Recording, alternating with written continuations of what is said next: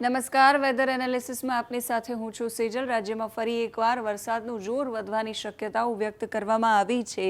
રાજ્યના કયા વિસ્તારોમાં વરસાદનું જોર વધવાનું છે, કેટલી સિસ્ટમ કઈ કઈ જગ્યાઓ પર કાર્યરત છે, એ બધી જ વિગતો વિશે વાત કરવી છે। સાથે જ કયા જિલ્લાઓમાં ઓરેન્જ એલર્ટ હવે આપવામાં આવ્યું છે હવામાન વિભાગ દ્વારા, એ પણ જાણીશું। સૌથી પહેલા વિન્ડીની સ્ક્રીન પર જોઈ લઈએ જે સિસ્ટમો અત્યારે સક્રિય છે, જેના કારણે ગુજરાતની અંદર વરસાદ પડી રહ્યો છે, એના વિશે પણ વાત કરીએ।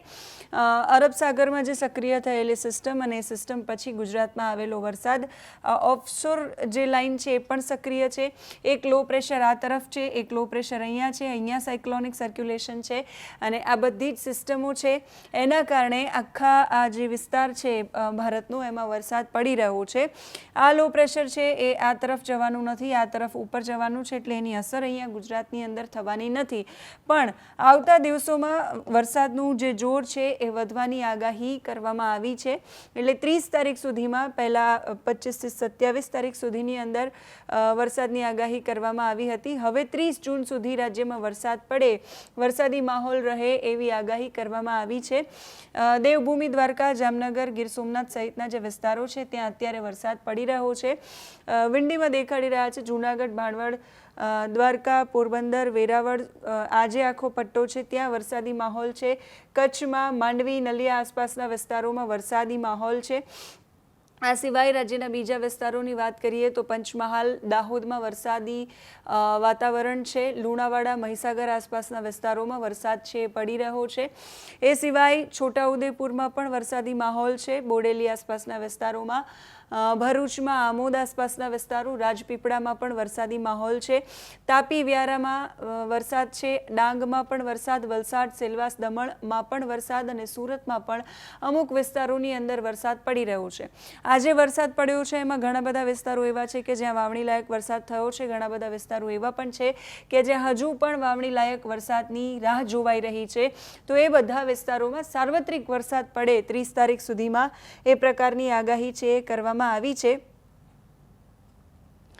અને આ બધા જ વિસ્તારોમાં વરસાદની સાથે સાથે આવતીકાલ માટે વિન્ડીનું અનુમાન છે એ શું કહી રહ્યું છે તો નલિયા, કચ્છ આસપાસના વિસ્તારોમાં વરસાદ, જૂનાગઢ, સુરેન્દ્રનગર, થાન આસપાસના વિસ્તારોમાં વરસાદ, સુરત, વલસાડમાં વરસાદનું પ્રમાણ વધારે હશે। વરસાદ અમદાવાદ, વડોદરા જેવા વિસ્તારોમાં પણ પડશે। મહેસાણા આસપાસના વિસ્તારો, પાલનપુર આસપાસના વિસ્તારોમાં પણ વરસાદ છે એ ભારે વરસાદ પડે એવી શક્યતા। અને આ 21 તારીખનું વિન્ડીનું અનુમાન, જ્યાં મહેસાણા, અમદાવાદ, ગાંધીનગર, વડોદરા, દાહોદ, છોટાઉદેપુર, સુરત છે, એ બધા જ વિસ્તારોમાં, કચ્છના અમુક વિસ્તારોમાં, ત્યાં બધે જ વરસાદ પડે। ખાસ જે ગુજરાત રિજિયનવાળો પટ્ટો છે ત્યાં ભારે વરસાદની શક્યતા વિન્ડી વ્યક્ત કરી રહ્યું છે।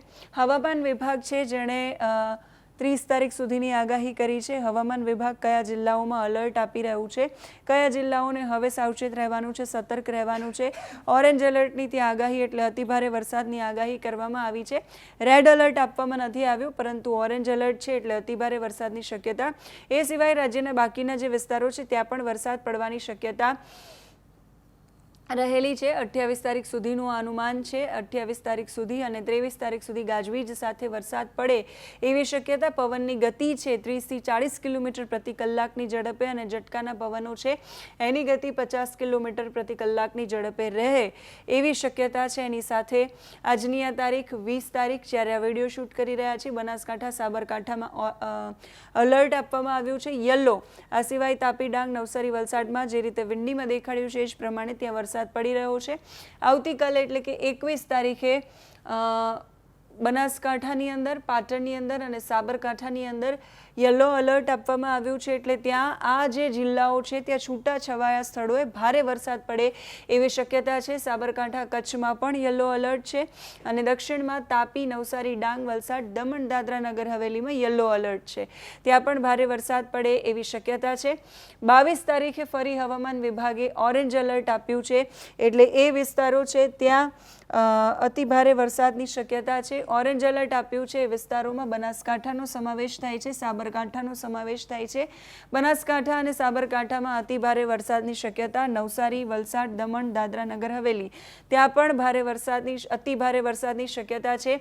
એ સિવાય જે જગ્યાએ ઓરેન્જ એલર્ટ યલો એલર્ટ આપ્યું છે એ વિસ્તારોમાં કચ્છ, સૌરાષ્ટ્રમાંથી જામનગર, મોરબી અને સુરેન્દ્રનગર, ઉત્તર ગુજરાતમાં પાટણ, મહેસાણા, ત્યાર પછી ગાંધીનગર, અમદાવાદ, ખેડા, અરવલ્લી, મહીસાગર, પંચમહાલ, આણંદ અને દાહોદ આ જે બધા યલો કલરમાં જિલ્લાઓ છે ત્યાં બધે ભારે વરસાદની શક્યતા છે. એની સાથે તાપી અને ડાંગમાં પણ યલો એલર્ટ આપવામાં આવ્યું છે.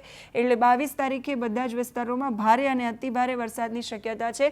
બાકી વડોદરા, છોટાઉદેપુર, ભરૂચ, નર્મદા, સુરત સહિતના વિસ્તારોમાં વરસાદ પડશે, પણ ભારે કે અતિભારેનું એલર્ટ નથી આપવામાં આવ્યું. એટલે ત્યાં છૂટાછવાયા સ્થળો પર વરસાદ પડે એવી શક્યતા છે. 23 તારીખ માટે ફરી એકવાર સાબરકાંઠાને ઓરેન્જ એલર્ટ અપાયું છે, અતિભારે વરસાદની શક્યતા. મહેસાણામાં પણ અતિભારે વરસાદની શક્યતા. અમરેલી, ભાવનગર, સૌરાષ્ટ્રમાં જ્યાં અતિભારે વરસાદની શક્યતા છે 23 તારીખ માટે. અને નવસારી, વલસાડ, દમણ, દાદરા નગર હવેલીમાં પણ અતિભારે વરસાદની શક્યતા છે.